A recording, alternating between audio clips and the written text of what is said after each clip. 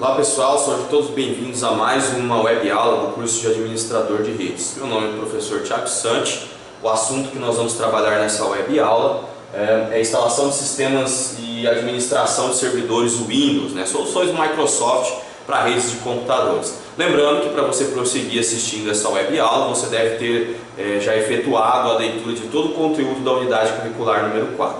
Nós vamos iniciar falando um breve resumo sobre o que vem a ser servidores. Inicialmente, o conceito existente sobre servidores é que é uma máquina diferente de um desktop, com um poder de processamento mais alto, e uma quantidade de memória mais elevada. Enfim, ele vai concentrar nesse computador, nesse ambiente de rede seu, um serviço importante. Por exemplo, um serviço de e-mail, ou um serviço de firewall de rede, de proxy de navegação de internet, DNS, DHCP. São inúmeros os tipos de serviços possíveis e existentes dentro de uma rede de computadores.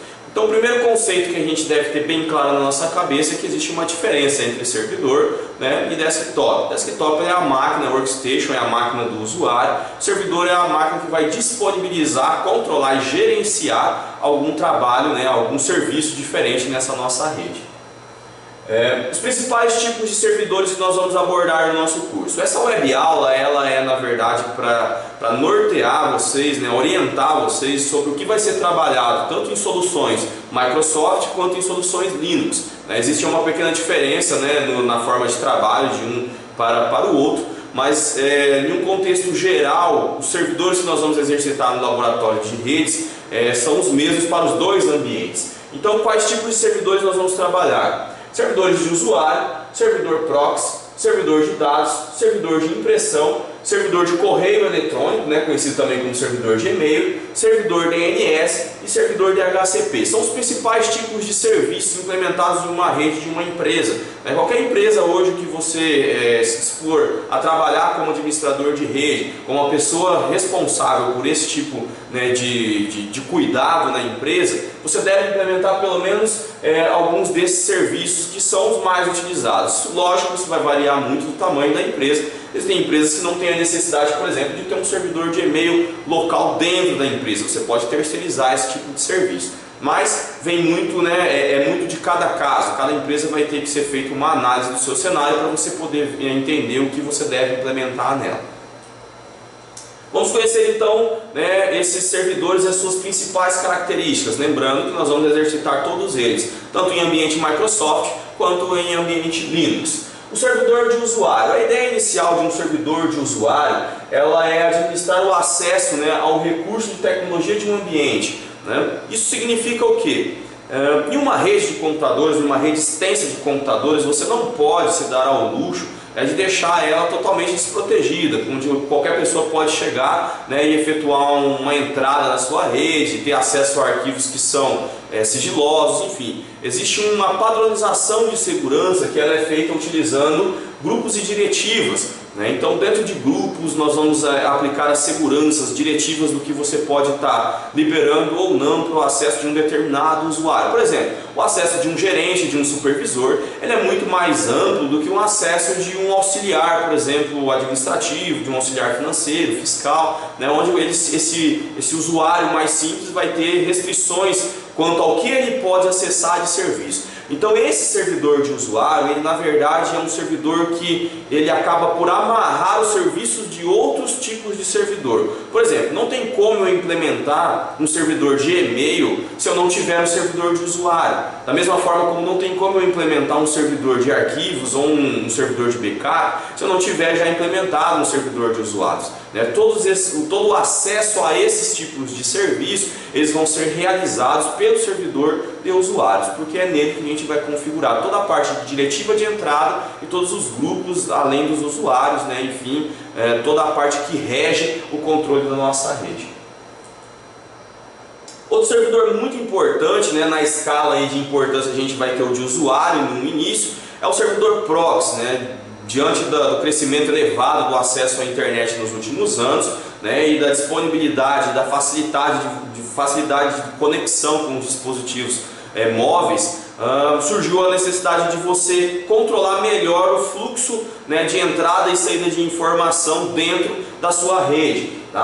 Com isso aumentou-se a procura por profissionais, né, que consigam implementar proxies eficientes. O que é o proxy? O próprio desenho já nos diz muito, né? É uma barreira de proteção. Então nela você pode implementar, né, o que as pessoas podem acessar da internet dentro de um ambiente restrito. Tá? Então dentro da corporação, o que essas pessoas podem acessar? Obviamente já deve ter passado aí pela cabeça de vocês, né, a maior dificuldade hoje é você realizar os bloqueios, né, de páginas pornográficas, conteúdos violentos, conteúdos impróprios, né, algumas páginas de entretenimento, enfim, até mesmo próprias páginas que hospedam vídeos na internet. Às vezes por deficiência do link de internet não é interessante a gente liberar vídeos online. Enfim, veja que são vários aspectos que a gente tem que analisar para poder efetuar os bloqueios, tá? Além disso, o servidor proxy ele trabalha com um cache. O que é um cache? Ele armazena, né, no seu disco rígido, né, na sua aplicação gerenciadora da rede, né, parte das páginas que já foram acessadas nesse ambiente.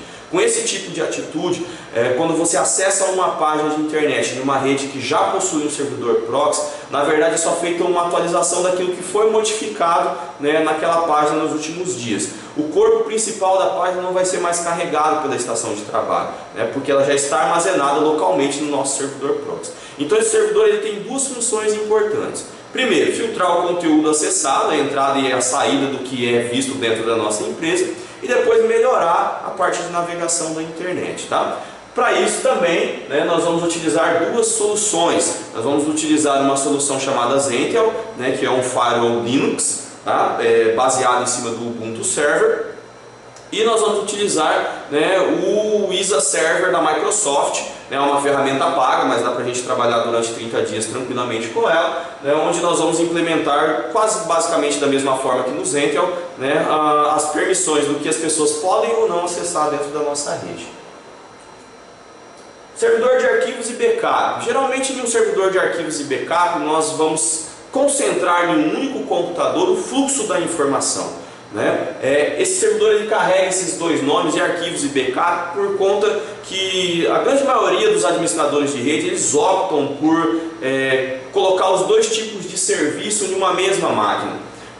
Todos os arquivos do usuário, todos os arquivos de todos os departamentos da empresa ficam concentrados no mesmo computador. Se eles estão concentrados no mesmo servidor, né, por que não já de implementar o backup nessa mesma máquina? Sendo que tudo que é a produção de dados, de informação dessa empresa já está em um único computador, eu vou implementar também a rotina de backup. O que é essa rotina de backup? De hora em hora eu faço uma cópia de segurança, né? Uma cópia de segurança no final do dia, depois uma cópia de segurança de todo o conteúdo no final da semana, depois mais uma cópia de segurança ao final de 15 dias, depois um mês, né? E aí você vai depois renovar todas essas cópias novamente. Isso é muito importante.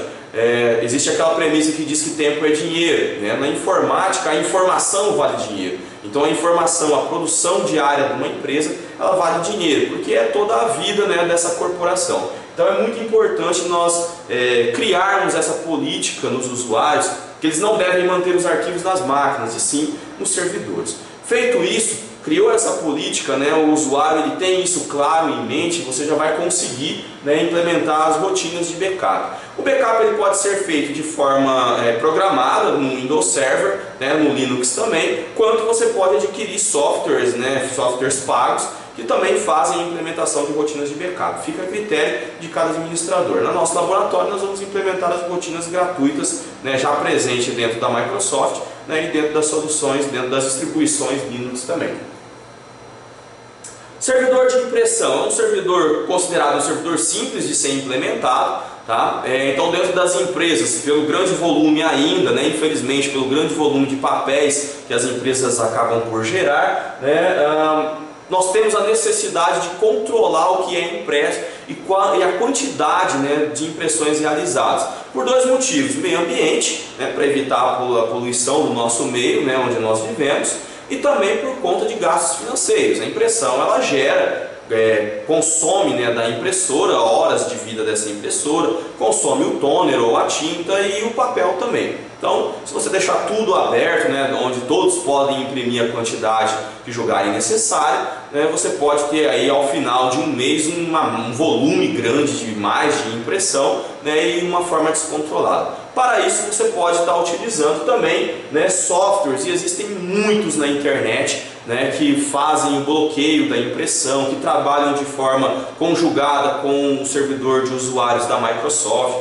Você tem também ferramentas que fazem o controle disso no Linux. Tá? Então é muito importante, além do que, dependendo do tipo de solução que você optar por implantar na empresa, ou seja, o tipo de marca de impressora que você optar por colocar na empresa, a própria impressora, né, a própria fabricante da impressora vai disponibilizar gratuitamente para você um software contador de impressão, um software gerenciador de impressão.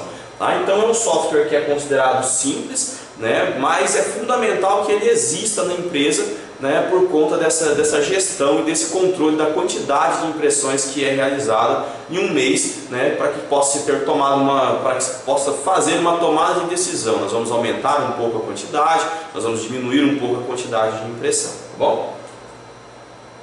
Servidor de e-mail, né? Algumas empresas, aí eu já estou falando de empresas de médio porte para grande porte, optam por instalar um servidor de e-mail local, ou seja, você mantém todas as suas contas de e-mail dentro da própria empresa. O que você ganha com isso? Mantendo o e-mail dentro da própria empresa, você vai ter primeiro um controle melhor, né, de quem tem acesso a esses e-mails. Você vai ter uma facilidade ampliada de passar um antivírus, um spyware, né, de bloqueios e desbloqueios de conta. Você vai poder personalizar a tua caixa de e-mail. Então fica algo mais particular. Porém, não é uma grande maioria que opta por inserir o servidor de e-mail dentro das empresas. Vou explicar o porquê. O servidor de e-mail ele consome uma banda de internet muito grande. Então não é apenas ter o servidor de e-mail, você vai ter que ter um bom link de internet. Fora isso, gera um trabalho minucioso e um trabalho que acaba sendo uma sobrecarga para o departamento de TI, porque o e-mail, né, ele sempre tem o e-mail não chegou, o e-mail chegou, né, está preso na minha caixa de saída. Então você vai ter que ter praticamente um analista, né, ou um administrador de redes apenas para cuidar da parte de e-mail, visto que a comunicação, né, das empresas é praticamente 80% e-mail hoje em dia. Tá? Em contrapartida, existem os provedores de e-mail, onde você pode estar comprando uma conta corporativa, um domínio corporativo de e-mail, né, com a quantidade de caixas que você julgar necessário, né, e estar configurando essas caixas para aqueles usuários da sua rede que você julga necessário. Essa opção ela é mais utilizada porque você paga uma pequena taxa mensal para manter esse serviço funcionando e você se livra, na verdade, da manutenção. Porém, né, você fica refém, às vezes esses servidores param, você não consegue um atendimento eficaz do helpdesk, né, e aí você acaba tendo algumas dores de cabeça durante o seu dia de trabalho. Enfim, é tudo uma questão de análise de cenário. Algumas empresas optam por manter um servidor local dentro da empresa e outras optam por terceirizar esse serviço. Varia muito da quantidade de caixas de e-mail que você tem. Para soluções de servidor de e-mail, o que nós vamos trabalhar em sala de aula? Né? Solução Linux, nós vamos trabalhar com Redmail, né, que é uma distribuição Linux que já foi pronta, já foi criada para trabalhar com e-mails, né, com caixas de e-mail. E Microsoft, a gente utiliza o Microsoft Exchange. Tá? Porém, o Exchange ele funciona apenas, né, 15 dias de forma aberta, depois ele bloqueia tudo, porque há necessidade da gente adquirir uma licença. Tá bom? Servidor de DNS, muito importante em qualquer tipo de rede é você ter um servidor de DNS. O servidor de DNS ele faz, na verdade, uma conversão de endereço IP para um nome de domínio em uma rede. Por exemplo, nas outras web aulas a gente viu que existe o protocolo TCP/IP que gerencia o tráfego da informação, tanto em redes locais quanto na internet. Então, se eu for acessar, por exemplo, uma página de internet, na verdade essa página de internet está hospedada, né, na rede mundial de computadores com um endereço IP. Só que se você fosse armazenar todos os endereços IP de todas as páginas de internet que a gente acessa durante o dia a dia, né, ficaria algo praticamente impossível de ser guardado na nossa cabeça, né, devido à quantidade de números existentes. Então existem os servidores DNS que fazem o que? A conversão de um endereço, de um domínio para um endereço IP e vice-versa. Tá? Então ele é fundamental em uma rede local, quando a gente precisa de acessar um compartilhamento de uma pasta ou precisa de acessar um servidor, mas também é necessário na internet, muito mais na internet às vezes do que na própria rede local. Na rede local a gente tem controle sobre os IPs e os nomes dos computadores existentes. Porém, na internet a gente não sabe, né, quais são os IPs de todas as páginas da internet e todos os servidores. Então ele é um serviço fundamental. Nós vamos trabalhar ambos, né, tanto para Linux quanto para Windows na nossa sala de aula. Como o assunto dessa unidade curricular, ela é basicamente a solução Microsoft, né, para serviços de rede, né, para empresas de pequeno, grande e médio porte, nós precisamos de conhecer onde nós vamos manipular isso dentro do Windows Server. O local é ferramentas administrativas. Tá? Ferramentas administrativas é um menu presente lá no menu iniciar, né? Então você for lá no menu iniciar, todos os programas, ferramentas administrativas do Windows Server, você vai encontrar basicamente esse cenário aqui. Tá? Ele é um menu extenso, né? Onde você pode implementar vários tipos de serviços. Por exemplo, backups do Windows Server, né? Serviços de site como Active Directory que vocês leram no material, né? Onde é feita toda a parte de criação de usuários, grupos, diretivas, onde são implementadas as GPOs, né? As políticas de acesso que os grupos vão conter. Tá? Servidor DHCP, por exemplo, um servidor que fornece IPs, né, automaticamente na sua rede, você não precisa fazer uma configuração, né, máquina por máquina, as máquinas já vão se autoconfigurar com o seu servidor. Configurações de firewall, tá? Além dos serviços que podem ser acrescentados nesse servidor. Aqui você está lendo, né, está visualizando apenas, né, os que já vêm com a instalação nativa do Windows Server, fora aqueles que você pode ainda estar implementando. Tá? Então, daqui para frente, nós vamos exercitar em sala de aula, né? Vamos criar cenários, né? Onde nós vamos estar dividindo a turma em grupos, né? Esses grupos nós vamos fazer simulações do que acontece na vida real, né? Dentro dos laboratórios, né? A gente consegue simular algo bem parecido mesmo com o que você encontra em empresas de pequeno, médio e grande porte. Tá? Vocês podem efetuar pesquisas na internet para aumentar o conhecimento, né, sobre o que foi dito aqui nessa primeira videoaula dessa unidade curricular 4, tá? Porque isso é muito importante. Exercitar a pesquisa quando você trabalha com os servidores, ela é fundamental. Não ficar apenas aguardando o professor, né, postar o material, fazer a videoaula. Você vai encontrar material sobre o servidor Microsoft, né, numa quantidade muito grande na internet. Então eu espero que vocês exercitem, né, o lado pesquisador, porque trabalhar o ensino à distância, ele é exatamente isso. Pesquisar muito, ler, assistir videoaulas é importante sim, mas ler materiais teóricos também, tá bom? Então, né, com isso a gente encerra essa primeira videoaula da unidade curricular 4. Muito obrigado e até a nossa próxima aula.